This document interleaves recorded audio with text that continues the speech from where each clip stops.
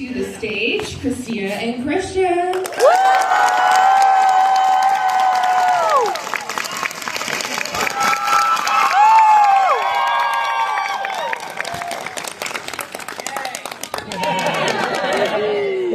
Because the hobbits are having their panel, we thought no one would be. Yeah. You guys are better.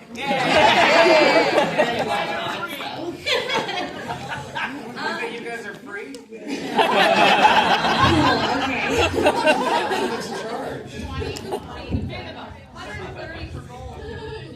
Good to know. Well, we will be doing some fan questions in a few minutes, and we will be lining up one at a time. Don't I have a question. Yeah,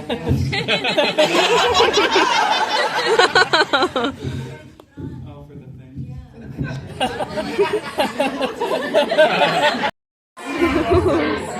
The snack first?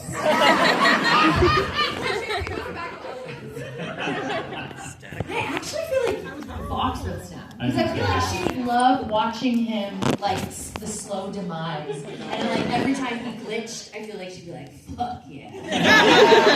What was the accent, though? I'm in a musical right now where I have to use a Yorkshire accent, not an Australian accent, so I'm a little, my accent's all over the place right now. And I don't think fuck yeah would change, would it, in either accent? Fuck yeah. Yeah, the scene that I wrote last night in my head when I was talking. That's exactly what happened. What was your favorite, talking about season 2, what was your favorite line to record? And maybe one that kind of plays through your head still at night when you're coming up with scenarios. I really loved screaming, "I'm your Omega." Yes. Yeah. Unhinged. I was at my table just now looking at, like, do you have your season 2 quotes at your table? Because I only have my season 1 ones, and I was like, what did she say in season 2? So I looked it up online. When did she say, oi, dumb cunt? Pretentious. Yeah. It's chaotic. Yeah. So that one's funny. It's funny, like, because we record so far, like, before, I forget until I watch the season, like, what I said. Because we're so far ahead. And so I'm like, what did I say? And it always makes me giggle. Which is why I watch 4 episodes a night. I'm a responsible professional. If you could steal one season 2 song from another character and make it yours, which one would you steal? Clean it up! I remember seeing that for the first time, and my jaw was just hanging open. I think we were all watching it together. Some of us were. I forget what city that was in. But I just couldn't believe the speed of it and the animation. She's so great in that song. I think, well, my favorite song of season 2 is Live to Live. It just, like, truly makes me weep. Doesn't make you cry? A lot of it makes me cry. Yeah. But I feel like the song I would steal, because I would actually be so curious what it would feel like to sing it as Cherri is Gravity. So I feel like Well, we have a special surprise. We have a track. Ready? I'm shy. Based on where season 2 leaves your characters, what do you think your character is the most afraid of becoming? Yeah, feel free to throw out the answer. Yeah, those questions are hard for us because we know what's coming, you know. So I can't. It's hard to, like. It is cool though to see where they're at, knowing where they're going to go, which I can't say anything about. Well, I can't. I don't care about spoilers. It starts with there's a swamp. Wow. Wait, I love your earrings. What are they? The stars? Stars. Not just stars, pretty stars. Yeah. Dangly ones. Yeah. One of my favorite ones from Home Alone is when Catherine O'Hara is trying to get home from the airport and the older couple is there. She's bribing the wife. And she's like, "Oh, these earrings, you like these earrings?" And the guy says, "She's got her own earrings, a whole shoebox full of dangly ones." Good night, everyone. Picture Borle, everyone. It's not right. Last call from Borle. If your character had to give one piece of advice on how to survive hell, what would it be, and do you think that advice would actually keep someone alive?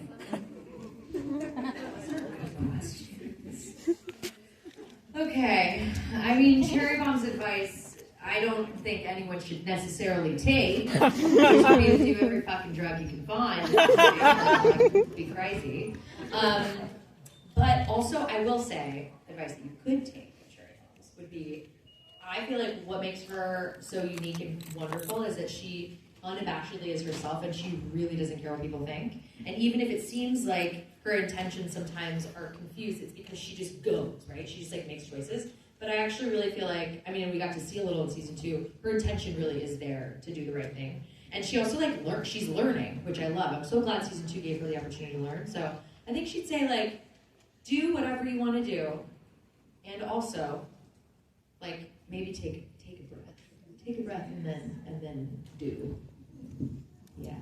I think Vox's advice would be to unwrap all of your snacks before the panel.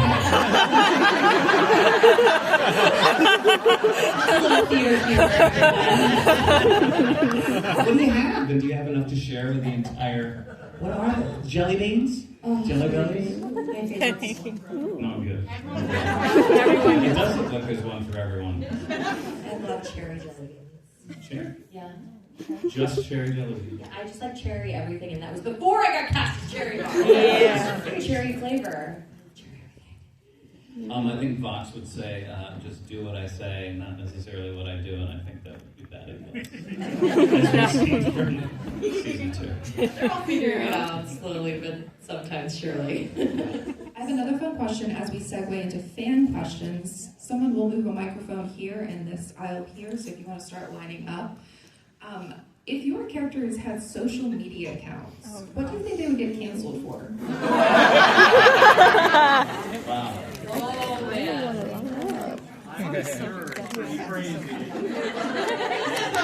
You'd think that would get someone canceled in this day and age, but that doesn't seem to be happening.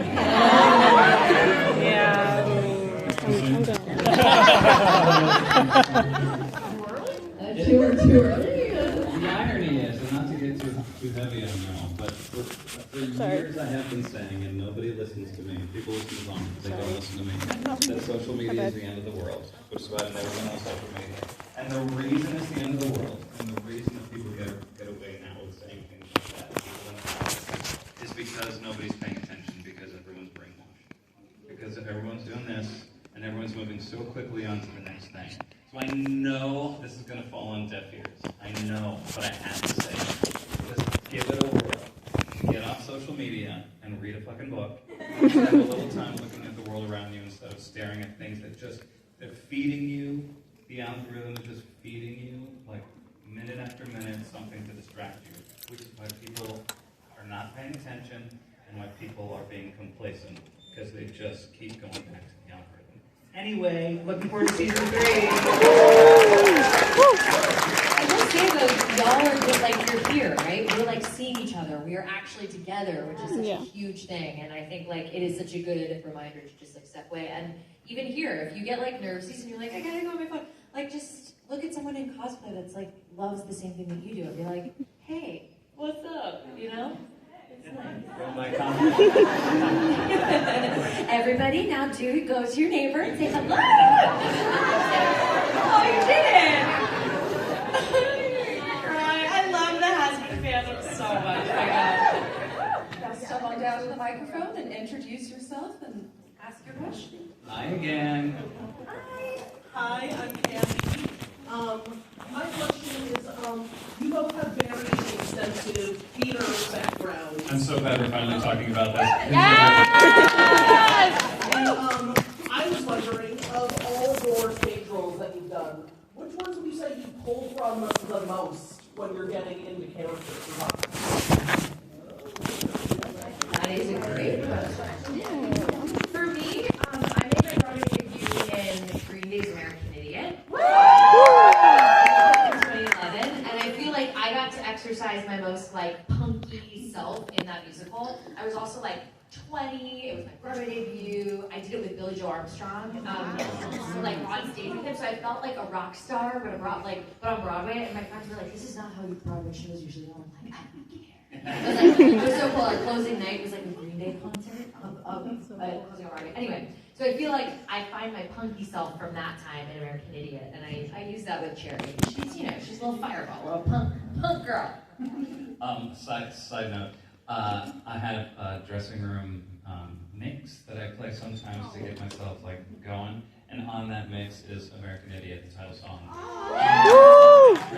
But my dear friend that I've been working with since 2004, since Spamalot, named Meredith, who's a dresser, she worked on American Idiot. She's amazing.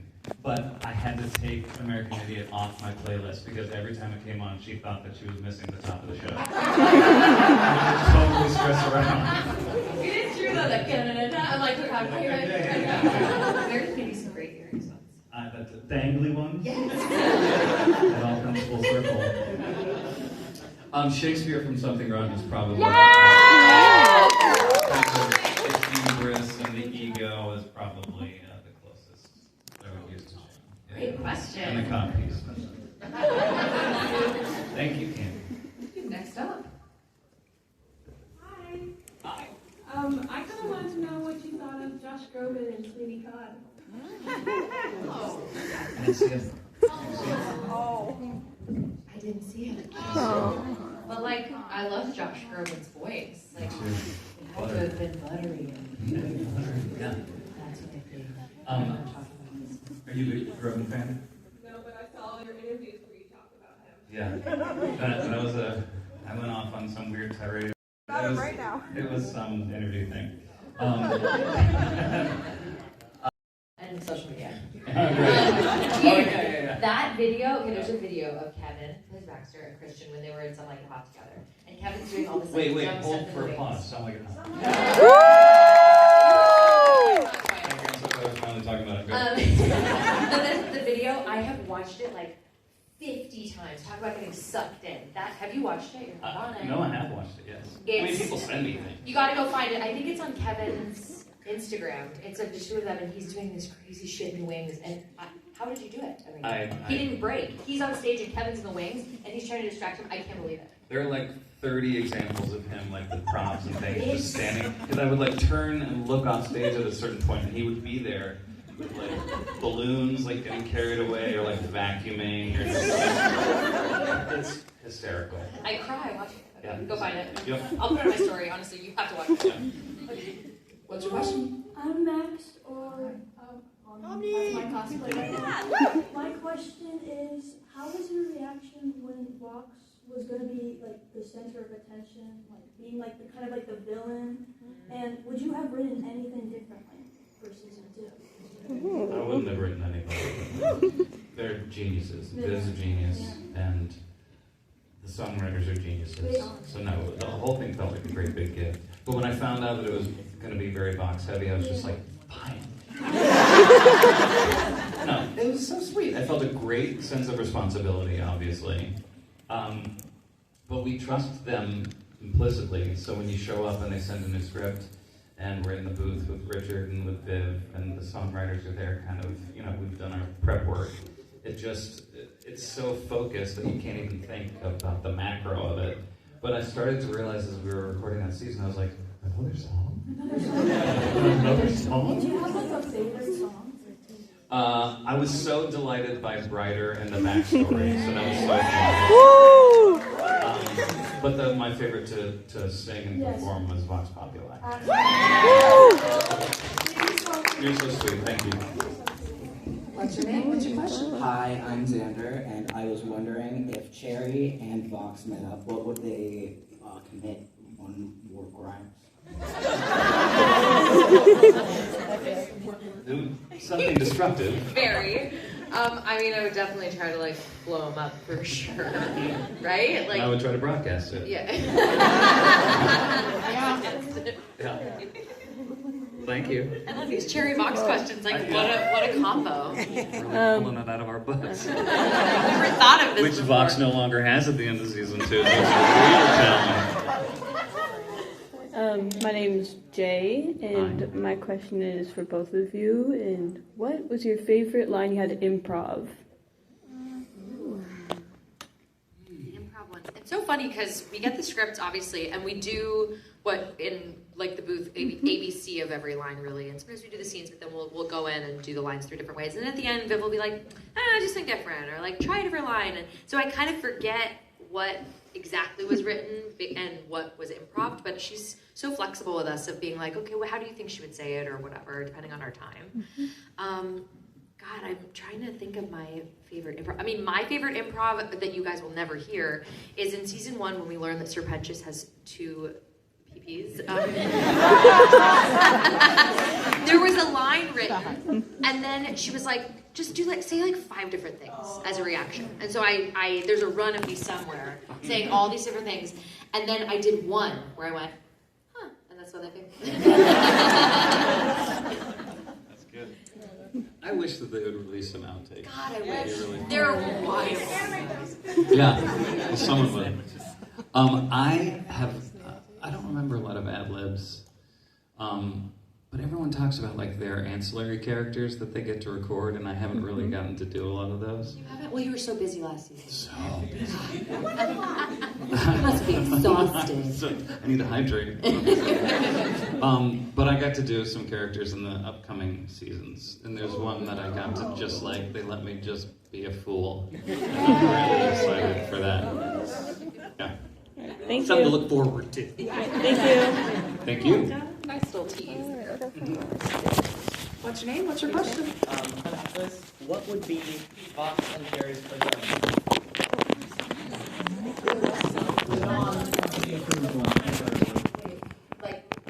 Say more. Persona. They said persona. I did too. Persona. I'm hearing I'm hearing it first for the and first time. furry stuff. Yeah.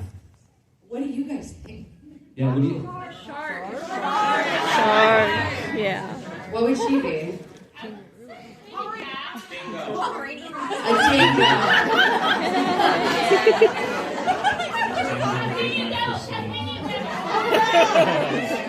Thank you for all of your participation in it. Hi, my name is Dahlia.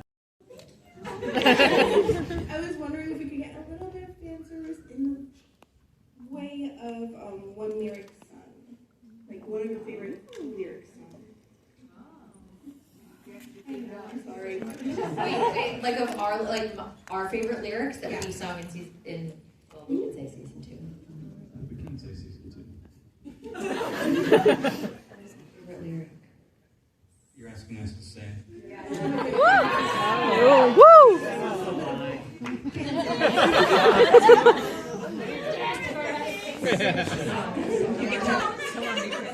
I'm just trying to think. I mean, the fact that my song is called Piss is insane. Also, you guys coming out and being like, I love piss. It's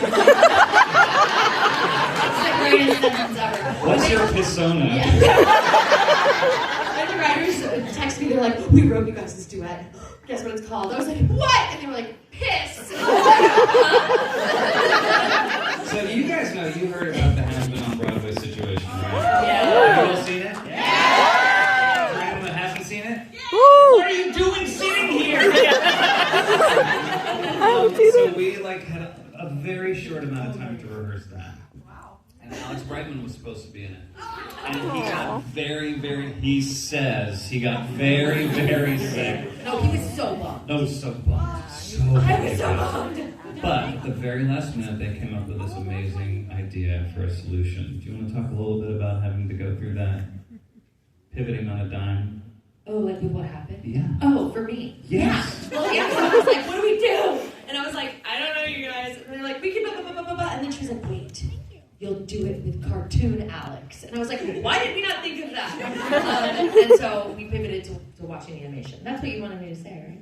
Were you waiting to say something different? All right, let me talk. Okay.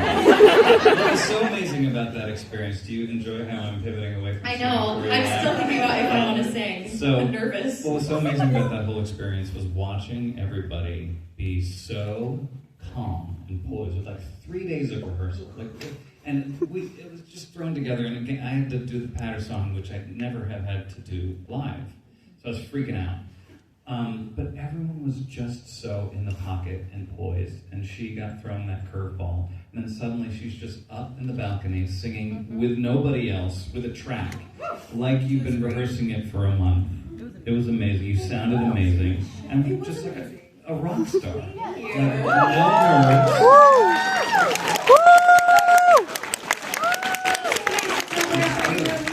And it sounded a little something like... I'll just do this part. I can't, I'm so... I can't believe that we're like Broadway professionals. I'm like, I can't. You can do it! But this actually goes to something. Hey, this goes to something. Like, we aren't performing monkeys, which is not to say you're perfectly like it. It's fine to Don't ask. worry, I'm going to do it in a second. But I am by nature a shy person. I'm by nature a private person. And so when there's a real thing that happens when you go in the stage door and you're at half hour and you get yourself ramped up to like walk out on like a stage in a costume and the lights. There's a detachment that happens, which isn't me singing for you, which is the thing that I've been rehearsing for the last like 6 weeks or been doing for like 6 months. My nerves don't go away in a show until like 6 months into a run. I get like sweaty palms just thinking about it. Sweating right now. Yeah. So when you ask, it's very sweet and I love that you want us to. But you guys perform so very flawlessly that it's hard to notice those nerves on stage. That's great. We're faking it a lot. That's why if you get nervous, just remember that like we get so nervous. Like I really mean it. Like I don't get sweaty palms. Like feel my palm. It's clammy. Have you done it? Okay, I'm gonna do one. Okay. Another exciting Sin City night.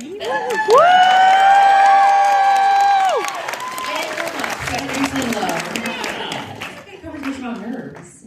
What's your name? What's your question? My name is Ashley, and my question is, what would Vox's and Cherri's redeeming quality be? Can't answer it. Well, literally, I mean, the whole arc of the show is who can be redeemed, how can they be redeemed. It's entirely possible that we have inside information. I'm not saying that we do. Yeah. But it's one of those things. What's your name? What's your question? Hi, my name is Abby. I'm really nervous right now. Fake it. Okay, 13 years old. Yes. Grab a jelly bean. They're out. I guess my question is towards like your auditioning process. What drew you towards your characters, and who else would you play if you had the choice? I'll answer that since I auditioned. I talked about this actually a couple weeks ago on my Patreon, and I auditioned for multiple characters because I was given a packet of all the female characters, and they're like, audition for whoever you want. And I was like, oh my god, it was all of them. And so I was like, how do I pick? They're all so unique, they're all so different. And Cherri Bomb, the minute I saw her little picture and it said Australian accent, because everyone always asks me if I just did that, it was required in the audition for the show. And so I was like, wait, Australian accent, I fuck around with that all the time, let's go. Me and Joelle actually are friends from before, and me and Joelle would always just like talk to each other in Australian accent. I was like, she seems like a badass, she's a punk, her song was, we had to sing a song for her character, and her song was Bad Reputation by Joan Jett. Yeah. And I was like, okay, this chick is totally my vibe. So I was like, she was my number one. And then I auditioned for Baggy, who I really connected to as well. My Baggy audition's pretty good. And I auditioned for Nifty, and it is so embarrassing. It's so embarrassing. I can't even think about it. But I connected to her the most, and I feel like if I would have played someone else, I feel like I would have wanted to voice Baggy. I just liked her whole thing. She's so confident and like a freaking woman. Yeah. You're saying you feel like you could do it better? Is that... Never. I would want to do Serpentious because he's my favorite, but I realized that there's no way that I would have done what he did with it, and so it would be different and not as good. Because every second that he spends on screen as Serpentious tickles me. Oh, me too. Yeah. Thank you very much. Thank you. What's your name? What's your question? Hi, my name is Sam.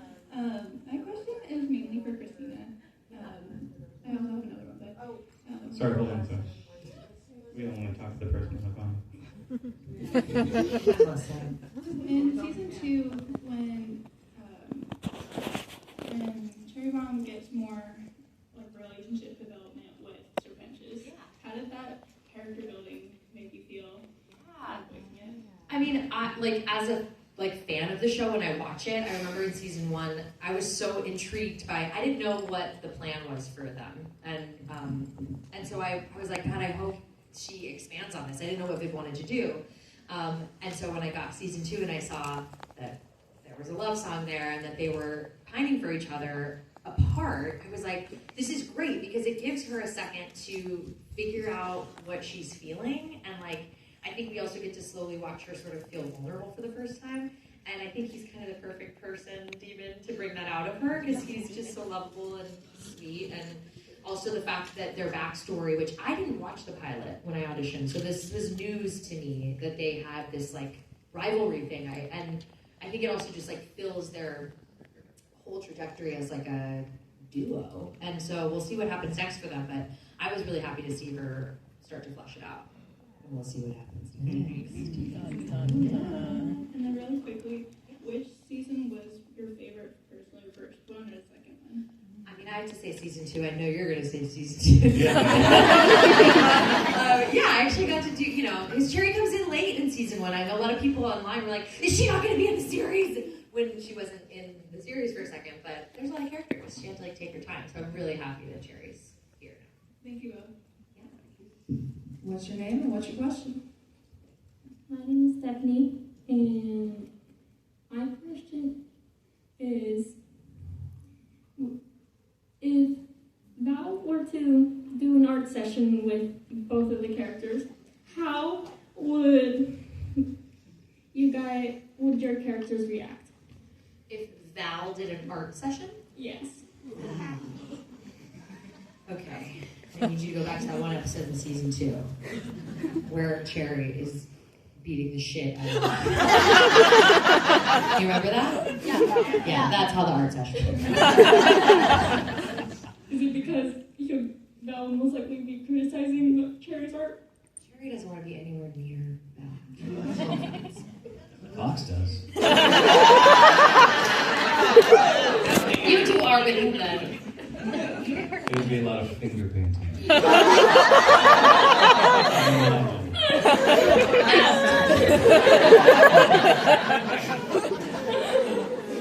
Thank you. What is Hazbin Hotel?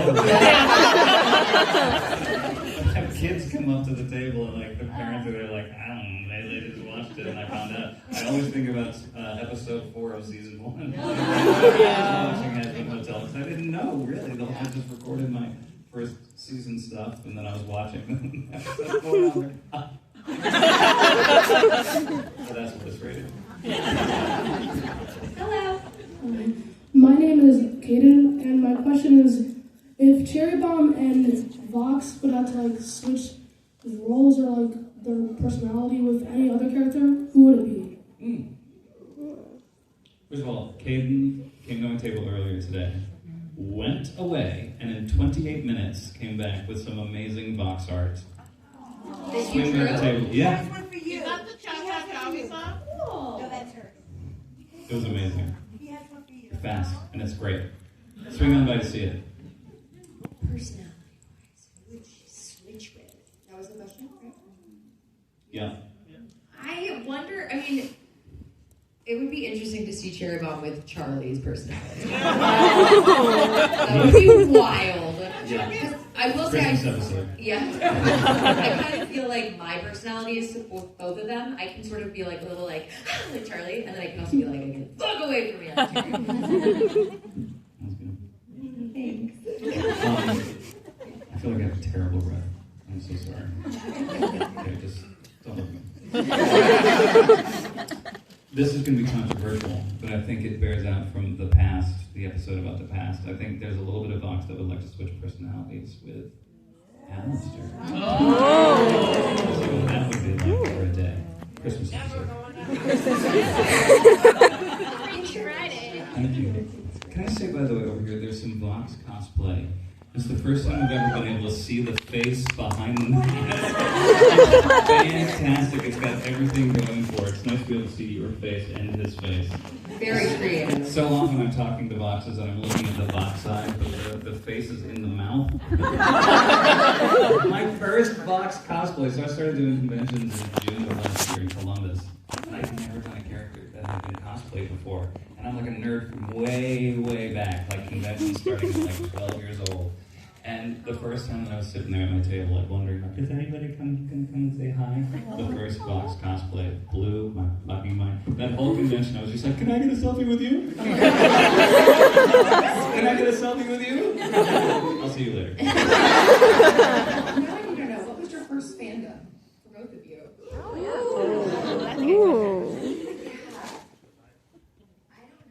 That I was a part of? Yeah, or that I loved, that I we mean, passionate about. I mean, I like definitely, the first thing I like loved was Lord of the Rings. It was so cool to see them, but I also read the books, so like I was a part of that like world. That was sort of my first like thing that I really, like I wore like the ring around my neck all through high school. Yeah, and I could write in Elvish. Can't do more.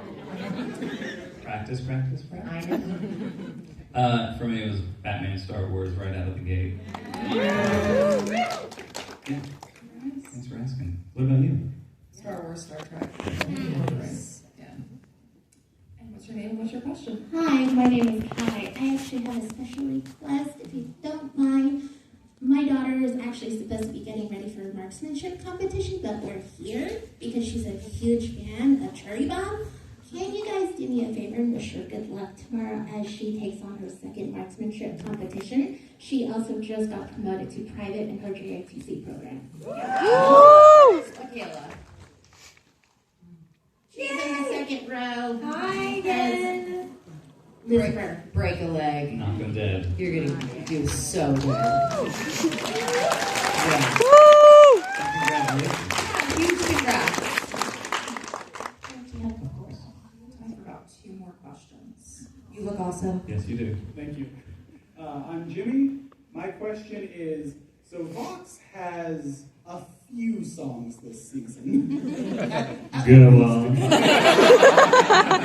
Which one gave you the most difficulty getting right? I have to say I love your singing voice as Vox. I love the clarity in it. Some of the characters, I lose words in the song, but I can always... Which ones? Yes, the question was, which song gave you the most difficulty getting right this season? Let's rewind to live on Broadway.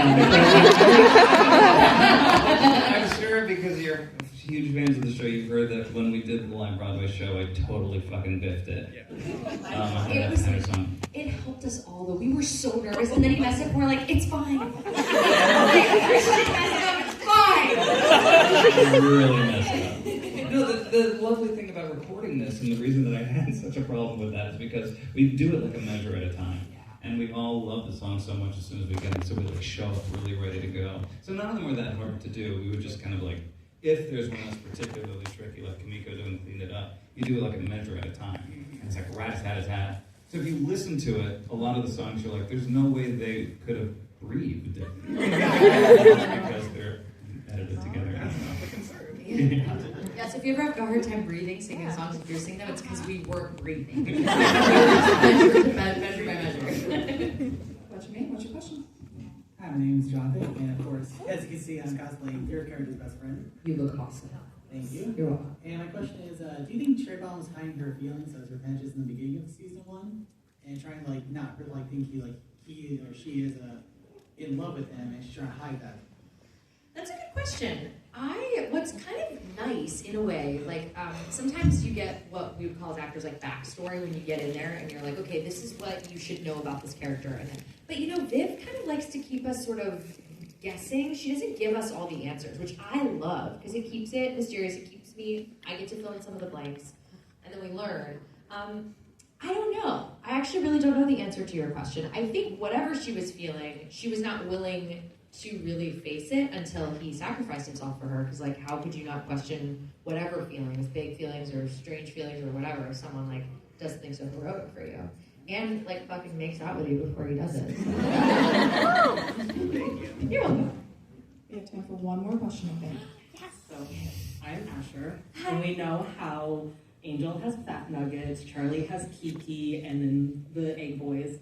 What pet would your character have? No, Shockwave does not count. You cannot cuddle a robot shark.